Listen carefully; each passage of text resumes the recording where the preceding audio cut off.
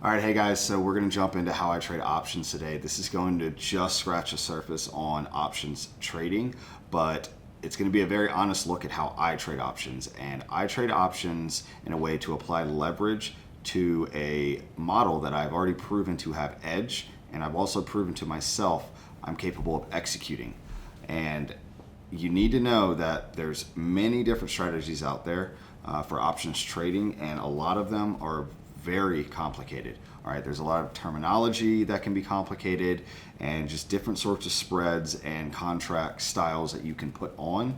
And I think most of it is noise. Sure, many people trade it very successfully, but I would say most people that get into that either spin their tires for quite a while or they end up getting themselves in trouble. So I'm gonna focus on a very simple, straightforward strategy. I trade my options just as I would enter common shares. So if I enter at a certain price and I expect to exit at a certain price and risk a certain level, and I can put somewhat of a time frame on that move, like an implied time for a move, then I'm very comfortable entering options because I have my levels and I have the amount of time that I expect this to happen, right? And I just don't need to go any more complex than that. And what it does, again, is it allows me to add leverage to a system I've already proven to have edge. All right, so we're gonna jump in here, and I just wanna start with obviously a disclaimer. Again, I highly recommend that you practice paper trading first. If you're just getting into the strategy with me, you need to be confident in your ability to execute. So you should be starting with paper trading. You should then move into real money with common shares at very small size, and then maybe go to full size in common shares. And then once you've proven that you can execute, okay, can you start using options for leverage? I do not recommend using leverage without your own personal data, your own proof of being able to execute this plan as I've been showing you, okay, this model as I've been showing you. So again, it's very important that you do not just jump into options trading and just try to copy me. Obviously, if you're in my Discord, you do see the trades that I post, and I put the contract that I purchase in the trade post. But again, you don't know how you're going to manage that drawdown, okay? Options decay, price decay is far more volatile than common shares, and you may get caught into a situation where you're in over your head if you just jump right into options, okay? If you've been trading a while, and this is, you know, my systems, my models are not very complex, right? So if you feel that you understand and you do want to jump in, please just size down, okay? Keep it tight and manage your risk. I cannot emphasize that enough, and I'll probably say it multiple more times for this video. Options are inherently risky, okay? Investing is risky, options is even more, all right? So yes, we can use it to compound our gains, right? But we need to make sure we keep it tight. All right, so let's jump in here. So why do I trade options? Again, one word, it is leverage, right? I use options to amplify the return on a system I have proven to have edge and proven my ability to execute, right? I don't overthink it. I don't run spreads or straddles, iron condors, or all these different things that you can find out there about options. Very complicated strategies. I buy calls and I buy puts, right? That's it. So this is a list of basic terms that you need to get to know. You should understand the meaning behind each of these terms. I'm going to cover a few here quickly with you, especially the two that mean the most to me when choosing a contract. But some basic terms: a strike price would be where the price is on the option chain. The expiry would be the date that your option expires, or more importantly, becomes worthless. The premium is the price that you pay for an options contract, and I'll get into that shortly just a bit more. Again, I'm not going to go through all of these, but you know, a couple things you should know is leaps at the end. There is a long-term option that I do play. If you remember or have watched the narrative trade video, those are leaps. When it's over a year, a bit more of an investment, or a narrative, a longer cycle that I plan to be in the stock, or maybe I'm going to average into a position, I'm purchasing leaps. So if you hear me refer to as leaps, just know I'm thinking at least a year. Typically between a year and 2 years, right? We can't get options contracts over 2 years because we're too poor. But you know, the big boys can do whatever they want, right? But lottos is something that I encourage you to stay away from. It is exactly what it says. They're cheap, short-term options with low premium. That it's a roll of the dice, and a lot of people will use them around earnings times. To be completely honest, I'm considering doing a lotto on United Healthcare, which is something that has been beaten down for better part of a year at this point, and it's incredibly oversold, and this earnings release on Tuesday is everything, right? It's either going to miss and just keep selling off, or it's going to beat earnings or surprise on earnings or give a good guidance, and the stock at current levels could rip quite a bit the underlying shares, which would mean that those lottos would increase in value significantly. It's not something, maybe twice a year will I do this. Another example, in the tariff sell-off, I did buy lottos I bought Friday lottos for a Tuesday expiry, and on a weekend when we were just reaching massively oversold levels, and I did a very small position, but it was just at a point structurally in the market where I thought maybe we could bounce, and the risk reward worked for me, and that worked out. I made a few 100% on that position. Monday, the market opened up, I sold them immediately. Looking back now, that was the beginning of a V-shaped recovery. They expired on Tuesday anyways. But anyways, let's not get distracted here. Very rarely will I do lottos. I encourage you to stay away from that, okay? So something that I always do pay attention to when choosing my contract is theta. So that is how much value your option loses every day that you hold it, right? It's called time decay, theta. And it's extremely important. You need to know this. You need to understand that every day that you hold an option, every moment you're holding an option, it is losing value. Okay? It's not like purchasing common shares where you can buy a stock and hold it forever, and maybe one day you'll be fine, even if you're losing value solely from holding it, from time decay, from theta. It's very important to know and to calculate when you're choosing a contract. The way that I trade options simplifies this just a bit. Time decay is something, if you're doing shorter term or like end of week expiry, you really need to be paying attention to. But I'm typically doing 3 week to 3 month option expiries, right? Contract expiries. So theta, while it is something I pay attention to, it's not a major factor in my decision making for the contract. The last thing I need you to understand is implied volatility.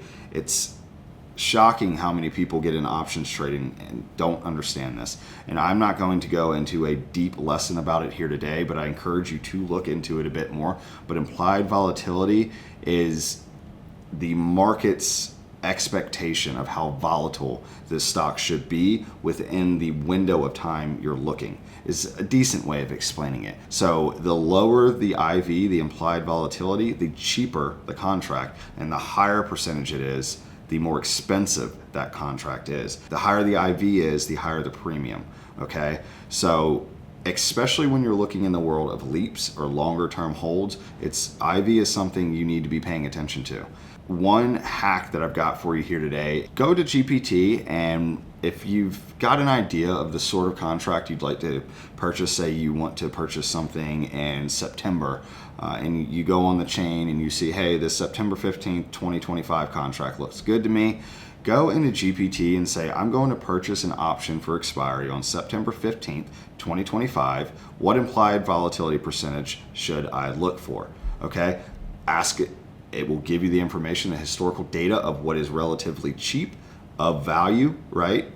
And what is expensive when it comes to implied volatility. You don't want to be buying stocks that are too high in implied volatility, because that means the premiums are very high. And even when they do move in your direction, you just don't get that great of a return. You may not get as much of a return as you expected, okay? But if you get something with low implied volatility and it makes a faster move than the market was projecting, then that's really when you can rack up, multi 100% gains on a single contract. So these are things you should look into a bit deeper. I'm sure that I will put in some videos for reference of people who just explain this way more in depth, but I want to keep this simple because I think that's super important that you do keep this simple, right? I think people get distracted by all the options in options trading, and I really try to keep it simple. So I focus on theta, implied volatility, and making sure that the premium makes sense for the risk I'm willing to put on for the position. Okay, and again, this is just another thing I would say. Look, if you're brand new, the worst thing you can do is jump into messing with complex option strategies. They're built to look smart, not necessarily work for you. Okay, it's doubtful that you're actually going to be able to put on multi-layered spreads and collars and covered calls and all of these things that you'll see people building large followings saying that they execute all of these things, but it's rare that people are able to just jump into options trading and manage these sort of complicated options strategies. So just, again, keep it simple. Understand how price moves affect your premiums, right? Build a risk discipline and then let the leverage work in your favor. You can keep this simple, even though there will be a multitude of options. Okay, you can still remain very simple in your execution if you just follow along with me and do simple calls and puts. All right, so real quick, let's calculate your premium cost. One option contract gives you control of 100 shares. So if you purchase one contract at a $25 strike price, then that would be $2,500 because it is the $25 strike price times 100 equals 2,500. All right, for another example, real quick, it's $1.50 would be your strike price.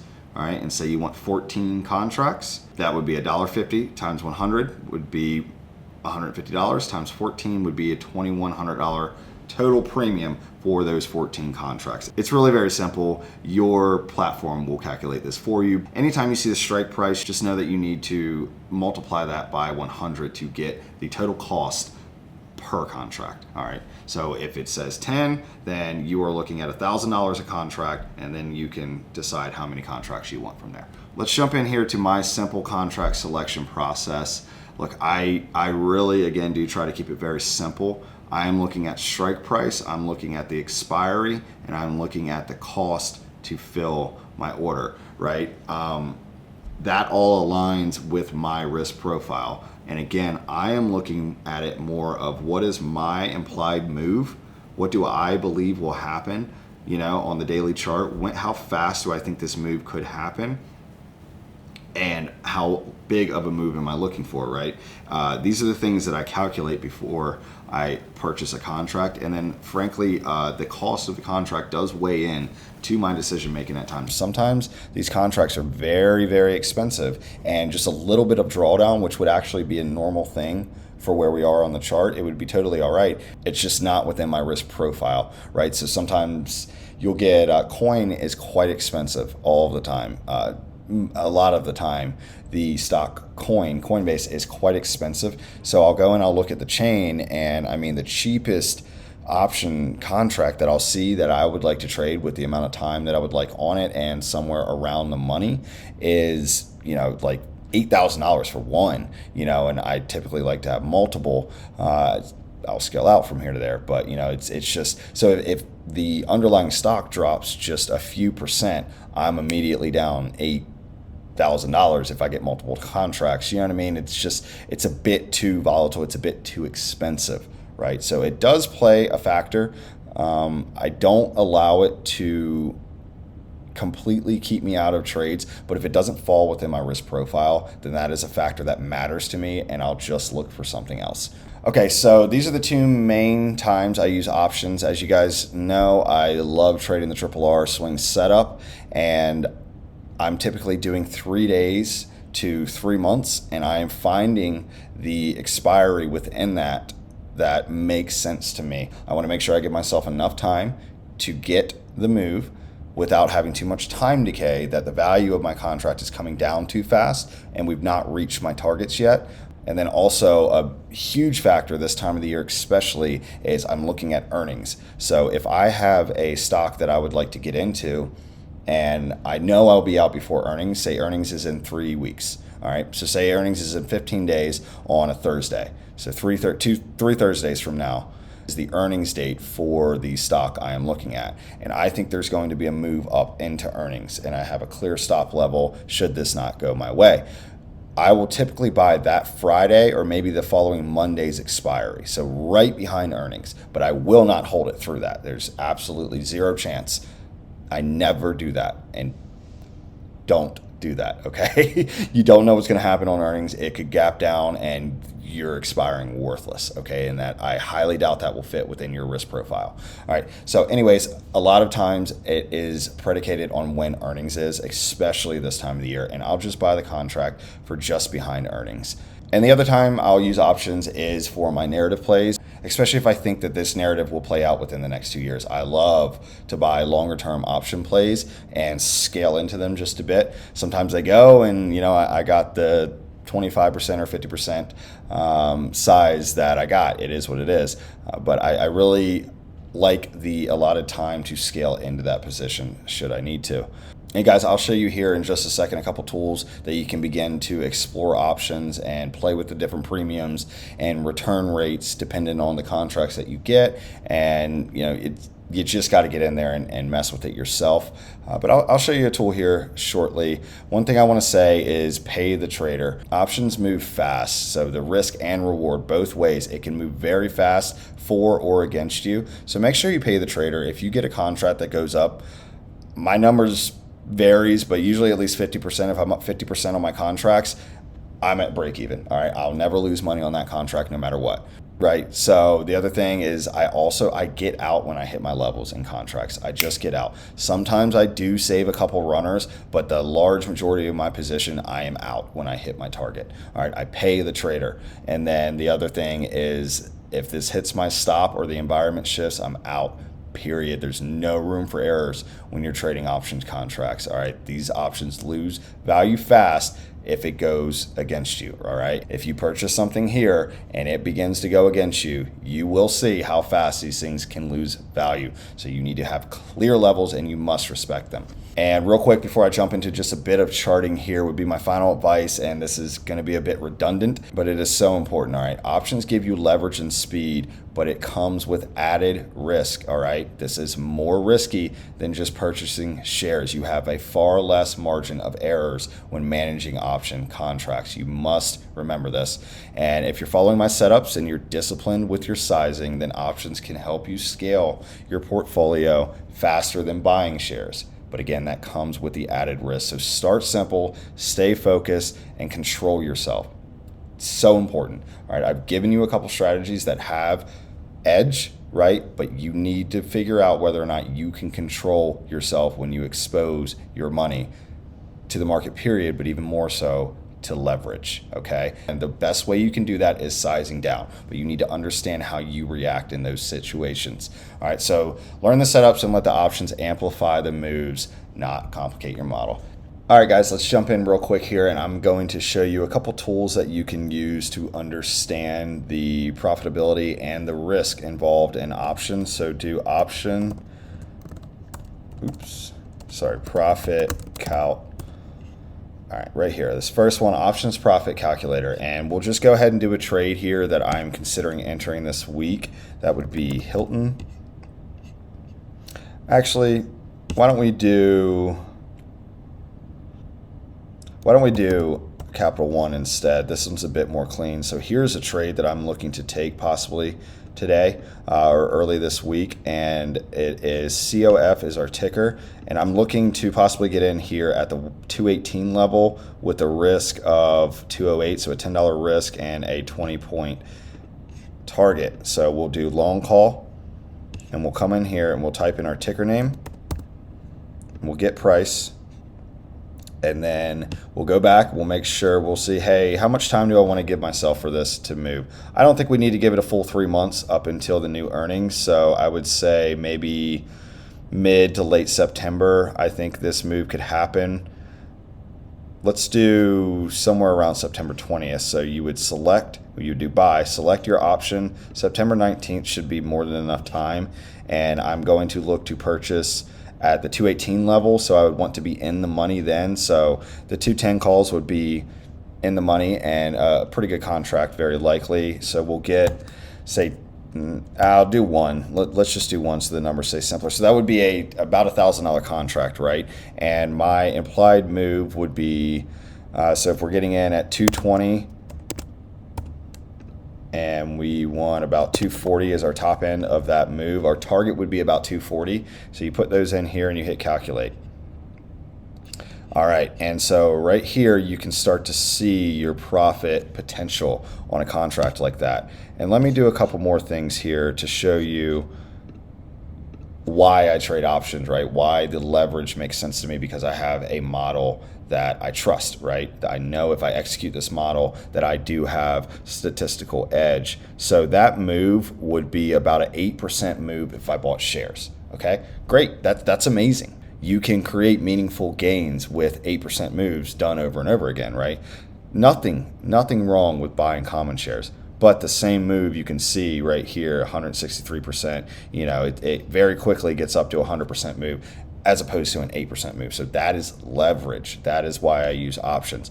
But the thing I need you to do is not assume that you're just going to roll into profits every time. You need to understand your risk. So we're going to move this bottom side down to 210 at our risk level, and then we will hit update range.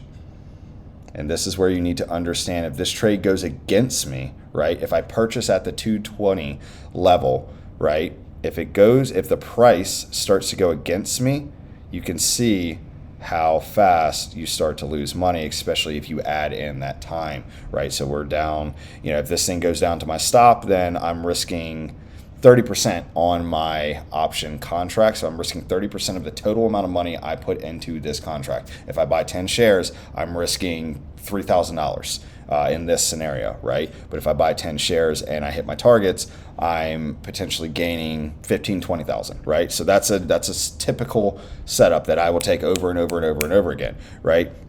So that's something you need to do. Don't just jump in here and be like, hey, this thing's going to go from 230 to 240 and we update the range and look at all this money I could make, and I could make 200%. And yeah, sure, you certainly could, and that is the goal. That is why we have a model that we know we are getting in with the trend of the market, the way the market moves. We are buying good companies at an inflection point, and we expect a fast move off of this inflection point, right? So we would really like to pretty immediately upon purchasing a new contract be in the money. We want to immediately have it go in our direction. So now we have a buffer. Then I move my stop up to break even. We have a buffer and we have a free trade where we can make significantly more than 8%, pretty much from day one. All right, I would say that more realistically, a move through like 225, you should start considering moving your stop up, and that could absolutely happen in the first or second day. And pretty immediately, you need to be moving your stop up. Okay, you can see you would immediately be up 76, plus percent, right? It's super interesting, it's exciting, but it's also inherently risky, okay, because there is the downside risk, the increased downside risk, where same scenario, if I was doing shares, I would have only lost 4%, right? So it's 2-to-1, it is what it is, but instead of 4%, you're risking 30%, and instead of 8% possible gain, you're potentially getting 80 plus. All right, but you need to know these numbers, and you need to build out your risk profile so that you know the amount of risk that you can put on per position, per contract, how many contracts you're going to purchase. We'll do one more example here. So I like SE as well right now. I like it through the 160 level. Let's look at it on the chart so I can show you my levels, but I like it through this 160 level, and say we get that and we put our risk right below this candle and we're going for a move sort of like that. So this is one with a very close, this is a good example. This is one with a earnings report coming out kind of soon here, so in just a few weeks. So I would look to purchase the contract just behind earnings, which you see here is on August the 19th. So I would look for a contract somewhere just beyond that, and it would look like a possible trade of this, right? That would be our ideal scenario, that we purchase it through 160 and we're targeting a new high before the earnings date, and we're risking 153 to get about 175. So let's go back into the profit calculator. Let's get a price and select the option for, we'll do August 15th, okay, just behind earnings. and we are going to potentially be buying this at the 160 level. So I would purchase something in the money or right at the money. So let's just say we did this one here. We'll keep it at one contract so you can see very simplified numbers. And this would be the contract that I am likely going to be looking at purchasing, and we would say that our risk is 153 and our target is 175. And let's see here what our potential would be with common shares. We would be looking at a 9% target, a 9% in our favor, so a 9% gain against a 4.5% loss or risk.